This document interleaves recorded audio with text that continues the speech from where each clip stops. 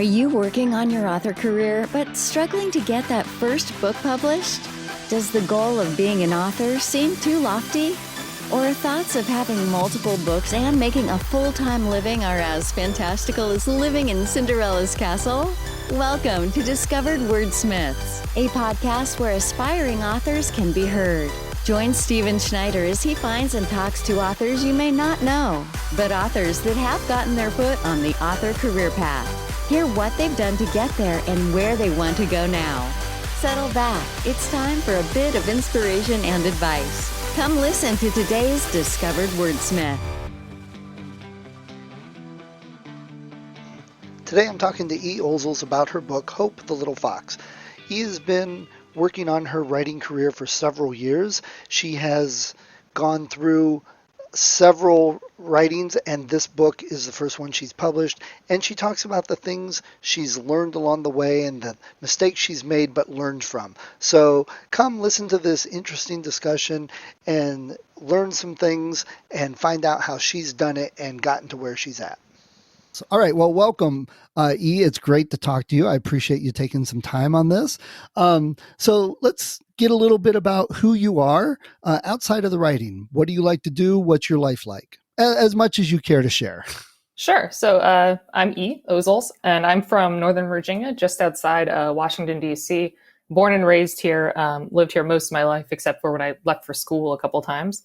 When I'm not writing, I like to be active. I'm playing volleyball. I used to dance, that kind of stuff.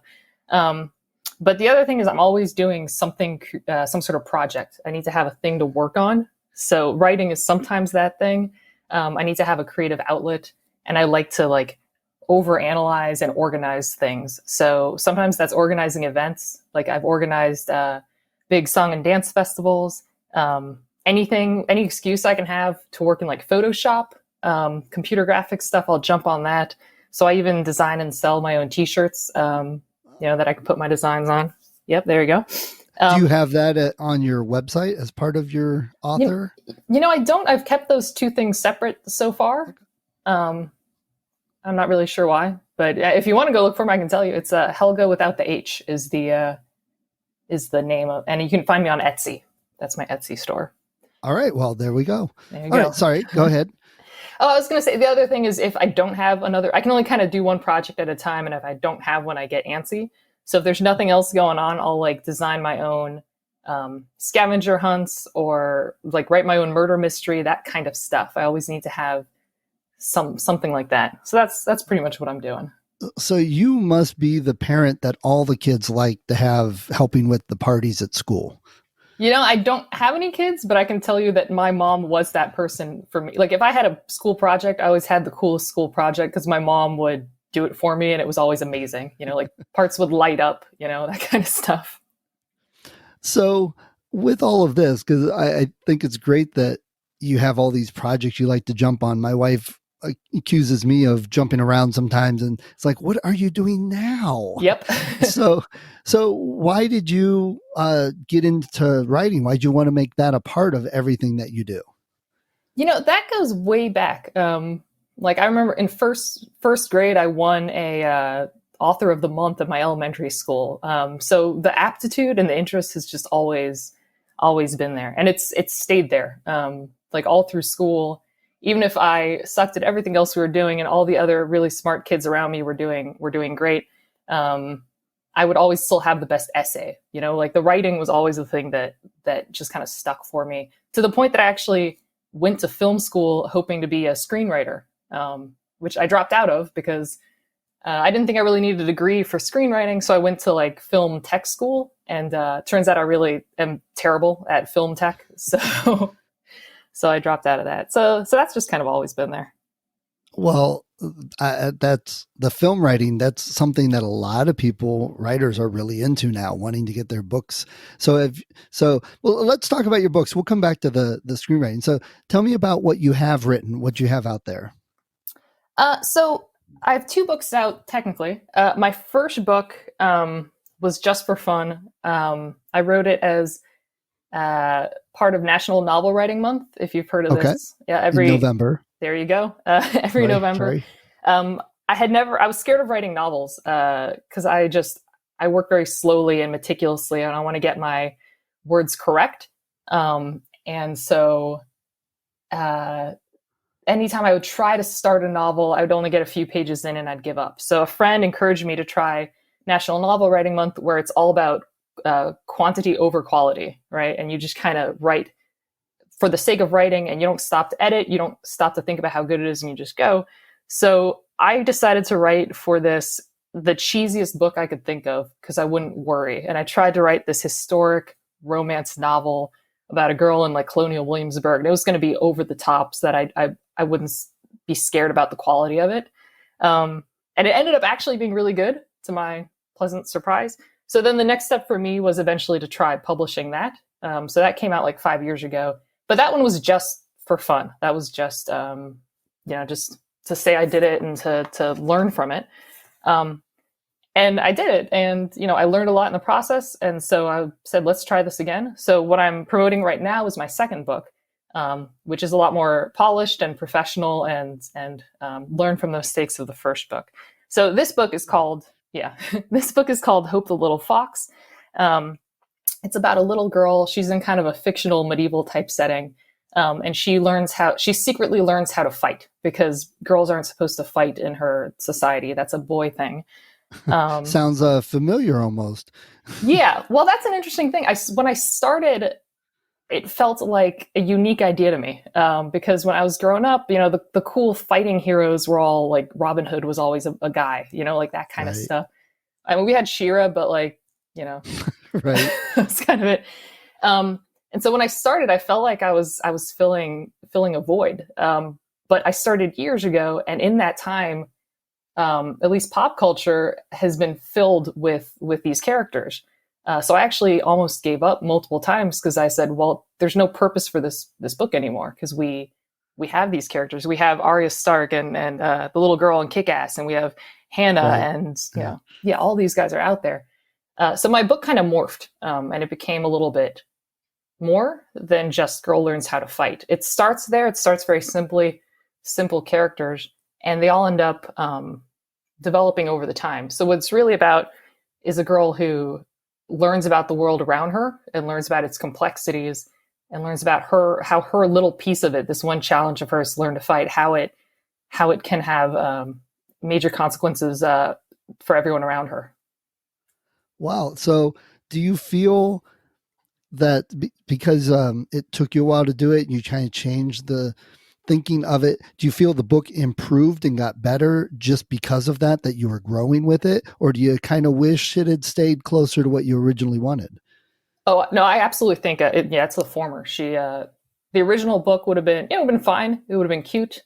But I'm really happy with what happened with it. Because when my friends and family who have read it so far, they all say that it starts very kind of one-dimensional. The characters are one-dimensional and they're fun, but the real depth of the book is in how it develops and how the characters all develop. And actually, go ahead. Sorry. No, please go ahead. I was going to say, I have a pretty cute story about that to kind of exemplify that, which is when that first book came out, 5 years ago, my cheesy little book, I didn't market it. It was just friends and family knew about it. And we were doing a fundraiser at my church. So that's another little project I was working on, right? And we had a raffle, and one of my prizes in the raffle was that I would write a character based on you in my second book. And so this really sweet lady from my church named Inada, she ended up winning. And I'm like, okay, I'll put her in as like this throwaway cameo type character. Like she's going to be the woman who brushes our girl's hair, gives her a little makeover or something. But then over time, that character ended up developing, and she ended up becoming like the best character in the whole book. And everyone told me that they loved that it was very similar to my relationship with her in real life, where I didn't really know her that well. I just knew sweet lady from church. That's about it. And at one point I was talking with her, and I found out that she was a retared chemist, and she was like this super genius. Yeah. and so everyone has these kind of hidden, strengths and elements behind them that we don't always see. And so the book kind of goes through the book and the characters all go through that same thing. And then because of adding her, that's the reason I bothered to finish writing the book. Like I said, I almost gave up. But I had made this very public promise that I was going to put this woman in a book and publish it. So I had to do it. So that push to finish because of her also pushed me to write a better book overall, I think. Well, I think that's a great story. And has she read the book? Does she like herself in it, the character? I don't know yet. She is the only person to whom I've gifted a copy. I drove it over to her house and gave it to her from a distance, signed it, but I haven't yet heard what she thinks of it. Well, hope she likes it. Right. You should get a T-shirt made up of the book cover, or like get her character drawn and give her a T-shirt or something. She's a very refined lady. I don't know if she's a T-shirt lady, but we'll. Oh, yeah. Okay. Well, so you had 5 years between the books. Did you spend all that time working on this book, or how long did you spend on your second book? No, it came in, like I said, it kind of came in stops and starts. I would get frustrated, and then I would give up on it for a while. That National Novel Writing Month would come around, and I'd kind of write the next chunk of it then, and then I'd kind of step away from it. I was expecting to churn this out very quickly. I picked a story and a genre that I think would be really easy to churn out, to go off of ride the tide from the first book. And then to my shock, 5 years later, with huge gaps, several year gaps in the middle. So you mentioned people thought the characters were a little more flat at the beginning and it grew. So is that kind of reflective of your skills and that growing during that time and the writing process of this book? Yeah, I feel like the correct answer is supposed to be yes, but no, I don't really think so. I think I had the skills before. It was just I changed how I chose to focus them. Okay. Well, no, that's a fair answer. That's what I like. I mean, who cares about the supposed correct answer? Let's hear what really happened. Yeah. You do this self-published, or do you go through an agent, publisher?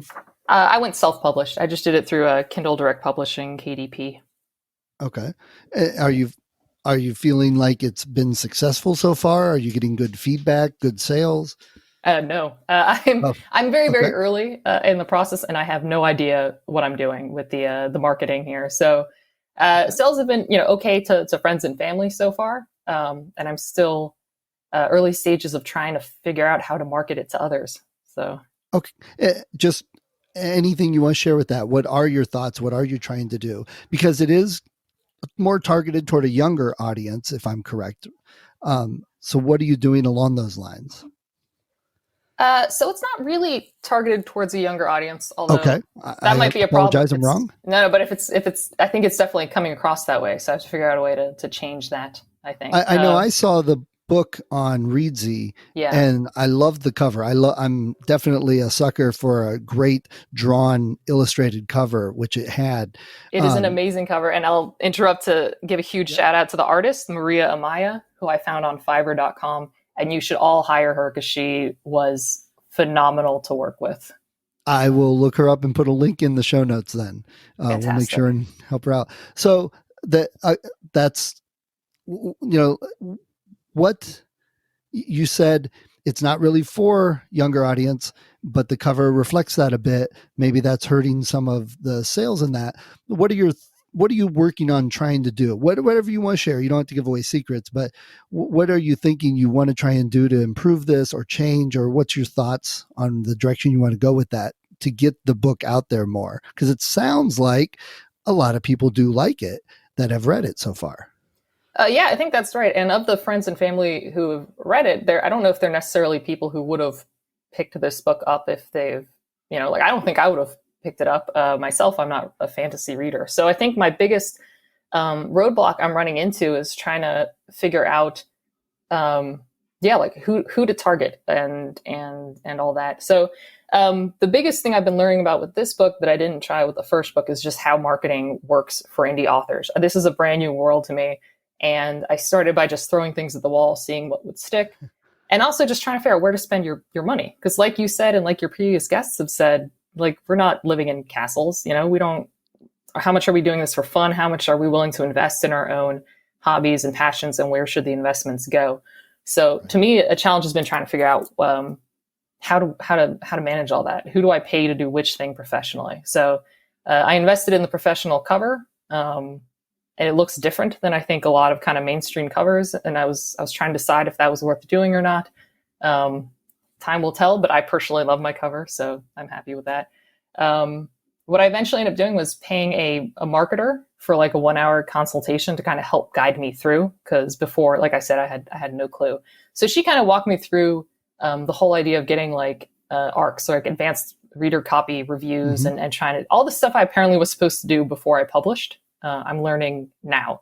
So, I'm trying to get advanced reviews, even though the book's already out. I'm going to be running some promotions at the end of July to kind of try to get, cheap or free copies to people so that I can get that interest in there.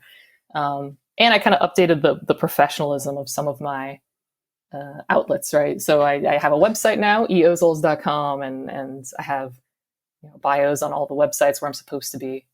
So the main thing I'm doing is following her carefully laid out plan for me of where to go to find, to be most likely to find these advanced reviewers, and how and when to run promotions. So all that should be coming up towards the end of the month. Okay. So like a lot of authors, not really sure what to do and where to go. But I have no idea what I'm doing. That's the short answer. There you go. Well, I think what you just said will probably help others that have been in that same situation or are about to be in that situation. But it sounds like this marketer you hired helped define what you needed to do to help with that. And it sounds like you're hoping that this will help. So these lessons you're learning, do you have plans for your next book and what you'll do different then? Oh, I absolutely do. Yeah. I think each thing you work on, you learn a lot. So this case, marketing is the big one I'm learning about. So I would start my marketing earlier. I didn't realize how hard it was to get these advanced readers. So I'm already working on the sequel to my book. So there's a little bit of a spoiler, okay. I guess, that you'll read the first one and you'll want to keep reading. So I'm working on the sequel right now, hoping to churn this one out as fast as possible without losing quality, obviously. And so I'm going to already kind of start planning the marketing for that now, even though the book's not even written yet. So she kind of directed me towards the websites where it's the kind of best place to get the most and the best reviews, but those places also have waiting lists. So I'm already on the waiting list for my next book to get in there and get my foot in the door a lot earlier. And then the hope is, what she explained, and I hope she's right, is the first book's not going to sell. The first book will kind of build an audience and an interest. And then that means those people will then buy the second book when it comes out, because I've already got the built-in audience. But when you have zero audience, it's pretty tough to start building. So that's the hope. So the next book's a sequel, which I was going to ask. And are you then thinking even further ahead? Are you thinking of a third book in this series, or are you thinking of another series or books to come out? I think I absolutely, yes, I am thinking ahead. I think this book will continue. I think this could be a series that I keep going with. But like I said, I've had the aptitude for writing kind of my whole life. And that's not just creative writing. So I think long-term, where I think my skills would be most useful is in nonfiction. Because I didn't discover until, I guess, somewhat recently, like in adulthood, how entertaining and good nonfiction can be, right? Because as a kid, you only read it in textbooks. It's not something I want to read. And as an adult, that's the main thing I read now is like history nonfiction or current events nonfiction.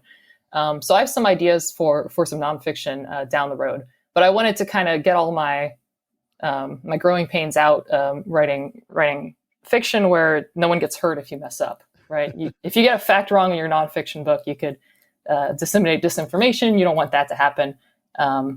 Fiction is just fun. So it's a great place for me to practice.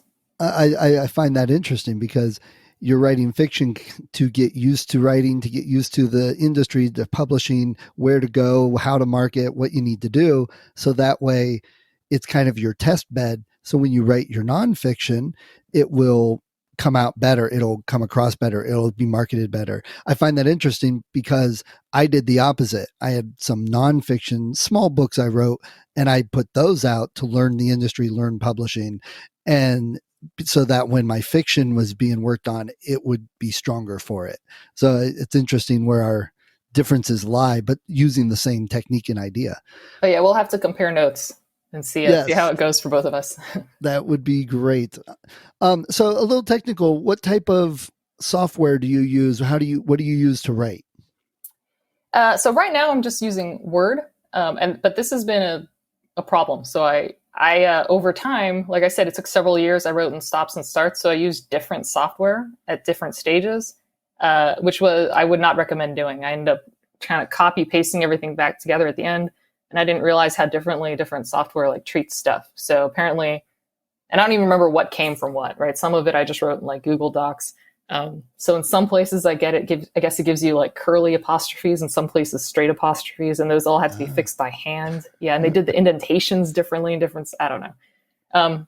So I definitely am, right now I'm writing in Word because I just kept my final template from the last book once I finally got it cleaned up, and I'm writing in that. But, I know there's like more professional author software out there that I just haven't looked at yet. So. Right. Well, I'll give you a tip, yes, anyone else listening. If you are writing in various formats, Google Doc, Word, using Scrivener, using Notepad, using something on your phone, and you do end up having to do that copy paste to help like reset all the formatting and get it to just the base text, the best thing to do is just put it in Notepad. Open up Notepad on your computer, paste everything in there, because it'll strip out all the formatting. It just has one basic apostrophe and quotes and all of that. And then you can copy and paste it into your final processor, and you won't have to worry so much about all that individual formatting.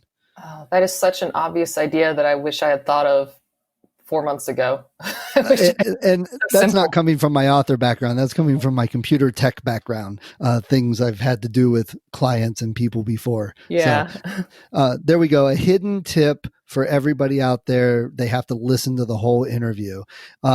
Maybe we should do that like a treasure hunt. Everybody I talk to, I'll give a tip to, and they hide it in their book. And then you have to go read everybody's book to get the full collection of tips. There you go. Yeah, hope the little fox is suddenly going to start using a notepad. Right. Stuff. Right. Well, I always say this type of job, I also do computer programming, but it's similar that if you really boil it down, you could open up Notepad and have nothing else, and you can write. It's the words, it's what you're saying.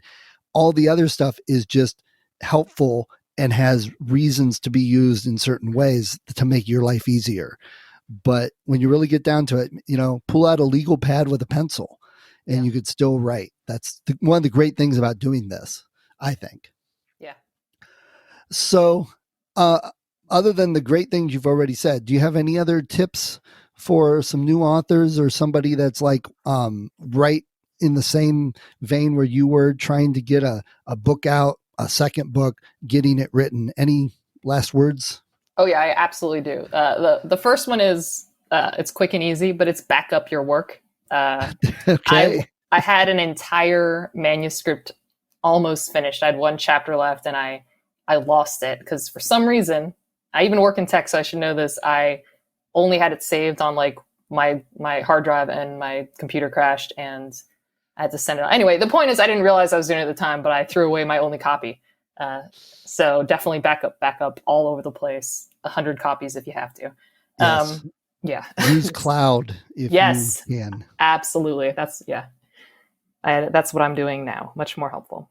But then the other one is, it's kind of cheesy, but just go for it.